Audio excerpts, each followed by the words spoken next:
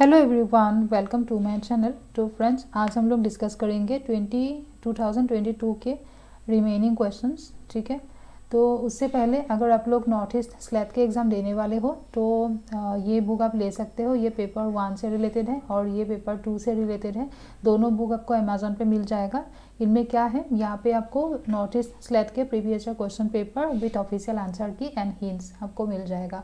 2017 से लेकर 2022 तक क्वेश्चन पेपर ऑफिशियल आंसर की के साथ एंड साथ में जो टफ क्वेश्चन है उनका हिंट मैंने प्रोवाइड करके रखा है। ठीक है, तो अगर आप नेट या अदर स्टेट के सेट एग्ज़ाम भी देने वाले हो तब भी ये स्पेशली सेकंड पेपर आप प्रैक्टिस के लिए ले सकते हो, क्योंकि नेट एंड सेट का सिलेबस तो सेम ही है। तो आप MCQ के तरह इन क्वेश्चंस को प्रैक्टिस कर सकते हो। ठीक है, और ये मेरा टेलीग्राम ग्रुप का नाम है, क्रैक NTA UGC NAT/JRF इन एडुकेशन। तो ये नाम सर्च करके आप ग्रुप ज्वाइन कर लेना। ठीक है, चलो फिर स्टार्ट करते हैं। तो कल हम लोगों ने 10 क्वेश्चन डिस्कस किया। आज हम बाकी कुछ क्वेश्चन डिस्कस करेंगे। तो ये है first question. In India the national curriculum framework for teacher education 2002 was prepared by. किसने प्रिपेयर किया था? NCFTE किसने प्रिपेयर किया था? तो ये है डेफिनेटली बहुत इजी क्वेश्चन है, टीचर एजुकेशन है, तो ये क्या है? NCTE ने प्रिपेयर किया था, national council for teacher education. ठीक है, फिर से ये मेमोरी बेस्ड क्वेश्चन ही हो गया। नेक्स्ट है नेशनल नॉलेज कमीशन, किसने दिया था? ये सैम पिट्रोडा ने दिया था, है ना। तो नेशनल नॉलेज कमीशन का टर्म ऑफ रेफरेंस क्या है, मतलब किस किस के साथ ये डील करते हैं? तो मेन इनका कंसर्न है नॉलेज। ठीक है, नॉलेज इनका मेन कंसर्न है।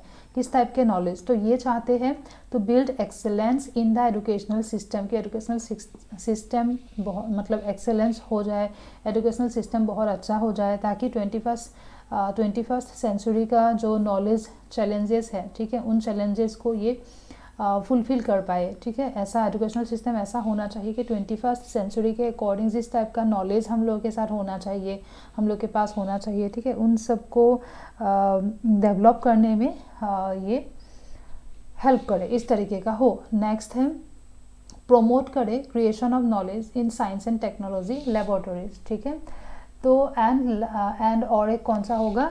ये वाला होगा improve the management of institutions engaged in intellectual property right. Intellectual property right क्या है? इंटेलेक्चुअल प्रॉपर्टी में आते हैं, इंटेलेक्चुअल प्रॉपर्टी मतलब इंटेलेक्चुअल वर्ड ब्रेन से रिलेटेड। ठीक है, तो किसी ने कोई बुक लिखा या कोई आर्टिकल लिखा या फिर कुछ भी इनोवेटिव जो इनोवेशन जो लोग करते हैं, ठीक है, वो इंटेलेक्चुअल प्रॉपर्टी के साथ रिलेटेड है। एंड उन सब का क्या होता है, उन सब को प्रिजर्व करना, ठीक है, ताकि कोई अदर पर्सन उनको कॉपी ना करे, उनको चुरा ना ले। ठीक है, तो उनके लिए क्या होता है, जो ऑथर है उनको एक राइट दिया जाता है जिसको बोला जाता है इंटेलेक्चुअल प्रॉपर्टी राइट। ठीक है, तो ये intellectual property actually knowledge field से ही रिलेटेड है। ठीक है, ये सब कुछ पढ़ के हम लोग का नॉलेज लेवल बढ़ता है इस तरीके से। तो इसीलिए नेशनल नॉलेज कमीशन का और एक रेफरेंस क्या है कि ये इम्प्रूव करना चाहते हैं, improve the management of institutions का जो मैनेजमेंट सिस्टम है, किसके रिगार्डिंग? इंटेलेक्चुअल प्रॉपर्टी राइट को, राइट के मतलब इंटेलेक्चुअल प्रॉपर्टी राइट से रिलेटेड जो मैनेजमेंट सिस्टम है, ठीक है, उनको इम्प्रूव करना, ताकि प्रॉपर तरीके से उन प्रॉपर्टी को अच्छे से मैनेज कर पाए वो लोग। ठीक है, तो फिर A, B and D is the correct answer. Secondary source of, यहाँ पे पूछा गया हिस्टोरिकल रिसर्च में। आप लोग को पता है कि हिस्टोरिकल रिसर्च पास्ट से रिलेटेड है ना। तो जब भी हम हिस्टोरिकल रिसर्च करते हैं तो हम सोर्सेज को ढूंढते हैं। उनमें से कोई कोई प्राइमरी सोर्स होते हैं, कोई कोई सेकेंडरी सोर्स होते हैं। तो यहाँ पे पूछा है कि सेकेंडरी सोर्स जो है एक पर्टिकुलर, मानो कि एक पर्टिकुलर हिस्टोरिकल रिसर्च है जिनसे रिलेटेड एक सेकेंडरी सोर्स आपको मिला। ठीक है, तो वो सेकेंडरी सोर्स क्या हर एक हिस्टोरिकल रिसर्च के लिए सेकेंडरी सोर्स ही होगा?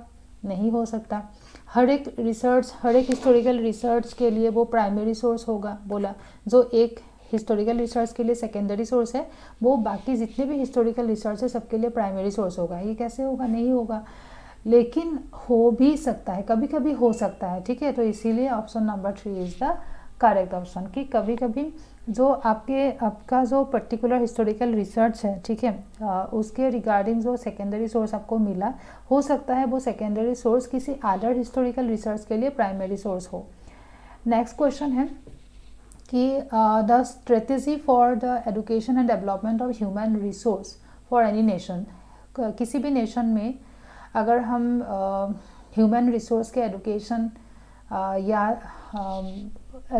उनका डेवलपमेंट फील्ड से रिलेटेड पूछा है कि क्या स्ट्रेटेजी हमें फॉलो करना चाहिए अगर हम एजुकेशन, ह्यूमन रिसोर्स के जो एजुकेशन है, एजुकेशन या फिर क्या स्ट्रेटेजी हमें फॉलो करना चाहिए एजुकेशन, किसी भी नेशन का जो एजुकेशन सिस्टम है, ठीक है, उसके लिए, या फिर ह्यूमन रिसोर्स को डेवलप करने के लिए हमें क्या स्ट्रेटेजी फॉलो करना चाहिए। तो फिर हमें क्या करना चाहिए, डेफिनेटली एजुकेशन के लिए हम क्या करेंगे, हम जो भी करिकुलम वगैरह डेवलप करते हैं वो डेफिनेटली लोगों के अकॉर्डिंग करते हैं ना, the character and tradition of each people, उस पर्टिकुलर नेशन के जो लोग क्या फॉलो करते हैं, ठीक है, उन सब के बेसिस पे एजुकेशन दिया जाएगा। एंड कंट्री के डेवलपमेंटल स्टेजेस पे भी फोकस करना होगा, ठीक है, क्योंकि कंट्री अभी कौन से स्टेज में है, तब ताकि हम लोग उसी हिसाब से प्लान वगैरह कर पाए, स्ट्रेटेजी फॉलो कर पाए, ठीक है। वेल्थ वाला नहीं होगा, वेल्थ पे फोकस नहीं किया जाता है।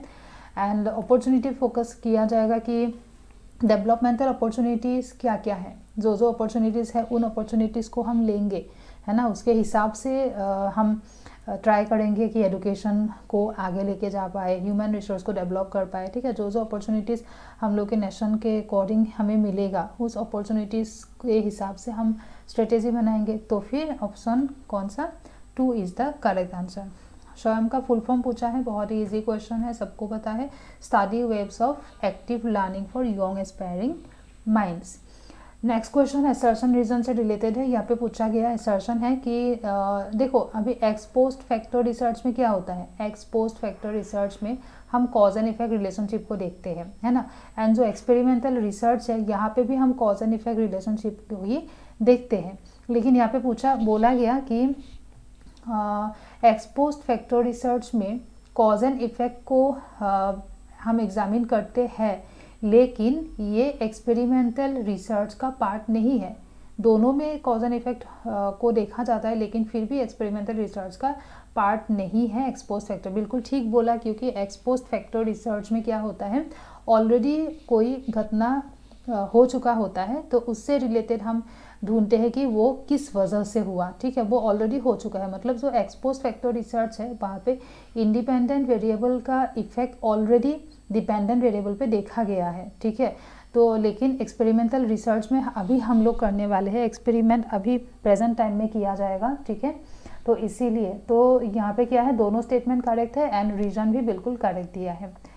देन ये भी बहुत इजी क्वेश्चन है, test, retest, split half method, equivalent और parallel form method, rational equivalence method, ये सब कुछ हम लोगों ने कहाँ पे पढ़ा था, रिलायबिलिटी में पढ़ा था, है ना। रिलायबिलिटी टेस्ट करने के लिए हम ये सब कुछ टेस्ट यूज़ कर सकते हैं। तो नेक्स्ट देखते हैं, learning through informal education is called. Okay, formal education आप लोगों को पता है, जो कि फॉर्मली लिया जाता है, जैसे स्कूल में एडमिशन लिया, कॉलेज में एडमिशन लिया, वो सब कुछ फॉर्मल एजुकेशन होता है।